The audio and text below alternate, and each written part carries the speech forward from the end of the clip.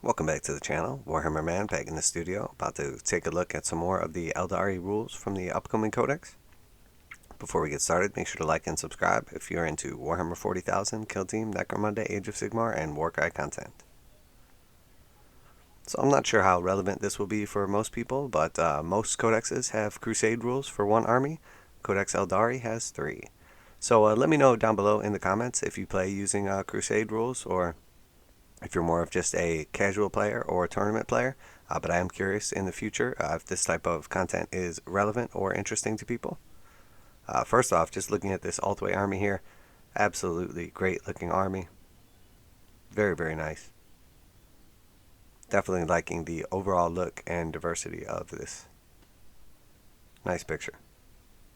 So we start off, Codex AELDARI is up for pre-order this Saturday, and with the asuryani, Ynnari, and Harlequins all squeezing into one massive book, it has a suitably chunky 14 pages of crusade rules to go around. We've already filled your noggin with the new webway rules, aspect warrior reveals, and all sorts more. So today, we're skipping the fancy preamble and getting right into the good stuff.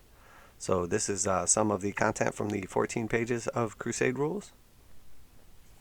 The Craftworld AELDARI walk the asuryani paths, rigid lifestyle codes that temper their powerful emotions and allow them to focus on excellence, martial, physique, or otherwise. When embarking on a crusade campaign, certain AELDARI units can choose to travel 3 of the paths: the warrior, the seer, and the outcast.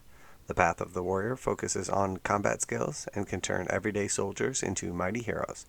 Units accrue path points to access the further steps, with each unlocking the powerful skills to use in future battles.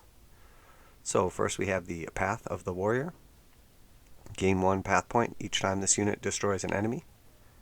Gain 1 path point if at the end of the battle this unit is within range of an objective marker you control. Lose 1 path point each time this unit falls an out of action test. Lose 1 path point at the end of the battle if this unit has not destroyed any enemy units, is not within range of an objective marker you control.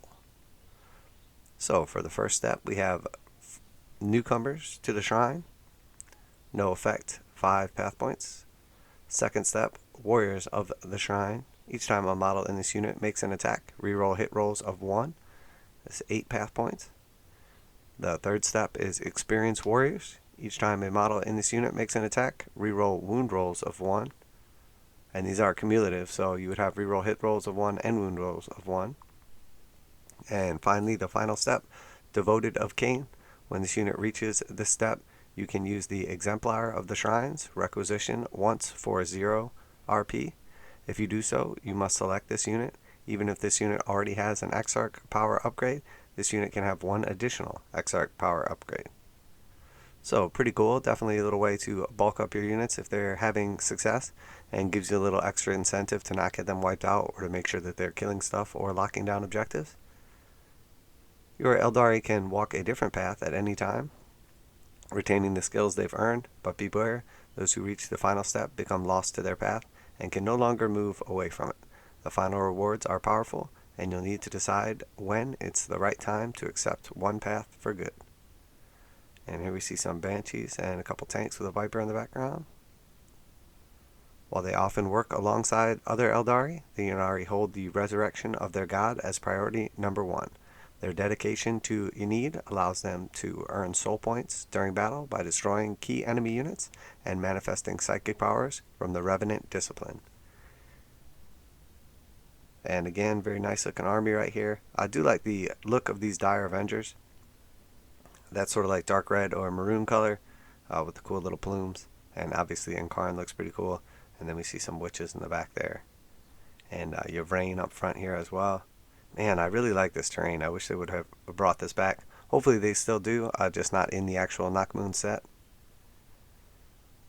These soul points can be spent on a number of boons called soul bonds. Some empower individual units with the additional psychic abilities to bonus experience points, while the most powerful can even call the supremely deadly Incarn to fight by your side. So for 2 soul points, we have the Dread Revival. Purchase this soul bond after any battle. When you do so, select 1 Ynnari unit from your order of battle. You can use the repair and recuperate requisition on that unit once for 0 RP. And then for 10 soul points, summon the Incarn. Purchase this soul bond before any battle. When mustering your army, add 1 the Incarn to your order of battle. You cannot purchase this soul bond if doing so would cause your total power level to exceed your Crusade Force supply limit. So you still have to pay for the Incarn, but it does allow you to add him into your... These soul bonds are earned in addition to any paths walked by your units, so they're a great way to inject some extra Ynnari flavor into your Crusade army. While some factions see Crusade campaigns as their chance to conquer new star systems, spread horrific plagues, the Harlequins use the opportunity to take their grand performances to the stars.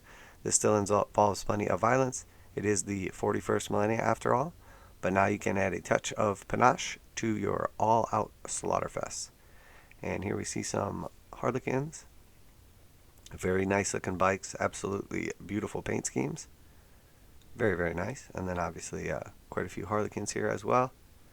Very cool. Once you've picked which grand performances you'll be taking on tour, it's time to make some preparations.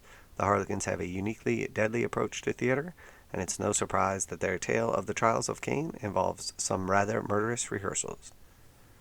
So next we have the Trials of Khaine. This tale portrays the many trials of Khaine in his battles against the Yngir. Its culmination tells of Khaine as he strikes down the Nightbringer, tainting his form from the aspect of the Reaper and forever instilling the fear of death in mortal creatures. So, rehearsal phase. To complete the rehearsal phase, you must accomplish both of the following. Harlequin units from your army have destroyed a total of 5 or more warlord units since your army began performing this tale. Harlequin character models from your army have destroyed enemy models with a combined wounds characteristic of 75 or more since your army began performing this tale. So obviously you're going to have to keep a tally on these. Reward: 1 Harlequin character model from your order or battle can be given a pivotal role upgrade. You cannot gain this reward if you do not have a suitable character model, or if doing so would cause your total power level to exceed your Crusade Force supply limit. So you have to have a character, and you have to, pay your points, or, in this case, power. Once a rehearsal phase is complete, it is up to you when the grand performance begins. Declare it before a battle, and a big show kicks off. Scramble for accolade points, which increase the rewards you earn once the curtain falls. So for the grand performance phase, accolade points are gained for the following. Gain 1 accolade point for each enemy unit destroyed by a Harlequin unit from your army during the battle. Gain 1 accolade point for the enemy warlord was destroyed by a Harlequin unit from your army during the battle. Gain 2 accolade points instead of 1 if that warlord was destroyed by a Harlequin unit from your army that had a pivotal role upgrade. Gain 3 accolade points if any enemy Catan Shard units were destroyed by the Harlequin's units from your army during the battle. Gain 5 accolade points instead if any of these Catan Shard units were the Catan Shard of the Nightbringer. So obviously they have a personal vendetta against the Catan Shards, and most certainly the Nightbringer as well from the lore. At the end of the performance, beyond a standing ovation and the adoration of their fans, your Harlequin units earn a bumper bundle of experience points and some extra boons for your Crusade Force, provided the show that was put on was good, of course. Rewards: Masterpiece of Theater, plus 10 accolade points, or 10 plus accolade points. Each Harlequin unit in your army roster for this battle gains 5 experience points. You gain 2 requisition points.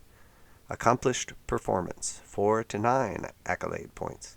Each Harlequin unit on your army roster for this battle gains 3 experience points. You gain 1 requisition point, and a little amateurish. 0 to 3 accolade points.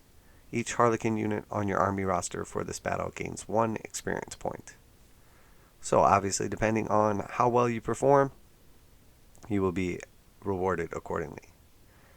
Even more lies in stores across 3 grand performances and extra rules for the sinister solitaires, but you'll need to pursue the Codex to see them all. Codex AELDARI on pre-order this Saturday. Brand new Guardians, Phoenix Lord Moggan Ra, and his extra creepy Dark Reapers as well. Why not pick up some Warlocks and embark on the path of the Seer? So some interesting rules right here. Again, just kind of let me know if this is the type of thing that you're into. I'm not sure how many people play this style of battle, or if people are more likely to just play a single one and done type game, or more competitive players. But obviously, if you guys are interested in this type of content, I will continue to do it. If not, I can obviously skip over it and we can do more of our traditional stuff. But with the new codex coming out, I know there will be some people that are interested in this. So, and it does add a little extra flavor to your games, especially if you're playing in some type of tournament or, consistent enemy player. Say you have a buddy that you're consistently playing against, etc. I'm definitely curious to hear back from you guys what you think of the rules overall. We did have a local tournament, a Start Collecting Box tournament, a little while back, and that was really fun, where essentially everyone purchased a Start Collecting Box, and then we had a limited amount of points we could take from that box, according to the lowest points that anyone could field out of their box, and then each week we added on points, or every couple weeks, every week, we would have a larger force. Everything had to be fully modeled and painted, but we were able to add on equipment and extra models and expand our forces as we went. And by the end, everyone had a fully painted army that we had all played against each other. It was very nice because we had some new players and experienced players, and everybody got to basically master their units, from the beginning to the end. Since then, we've had a couple more Start Collecting Boxes show up, and now we're transitioning over, obviously, into the new combat patrols. So I think it would be fun to do something similar once there are a few more combat patrols available for everybody to basically start off with a combat patrol, have a little bit of time to essentially feel the force out of it, get it all painted up and ready to play, and then play in a little bit more of a similar system to this, where you're basically going on, continuing to build your army and their skills and gain some special attributes, etc. So could definitely be fun. I think overall the majority of people that I've played with in the past and play with are a little more into like the balance and competitive kind of scene. So I'm not sure that that would be necessarily as fun. But I do really enjoy some of the skirmish games like Necromunda, where you level up your guys and get different abilities, sometimes good, sometimes bad, and then obviously, attain different equipment and stuff like that as well. But I'm not sure if the campaign setting is quite as popular for larger games like 40K or Age of Sigmar. So let me know down below if you enjoyed this video today, if you have any input or anything like that, if you are excited for any particular units or any of these paths in general. Definitely always glad to hear back from the community. Thank you very much. That is it for today. Make sure you like and subscribe for Warhammer 40,000, Kill Team, Necromunda, Age of Sigmar, and Warcry content as well. I am Warhammer Man. This is Warhammer Man Studios, and I'm out of here.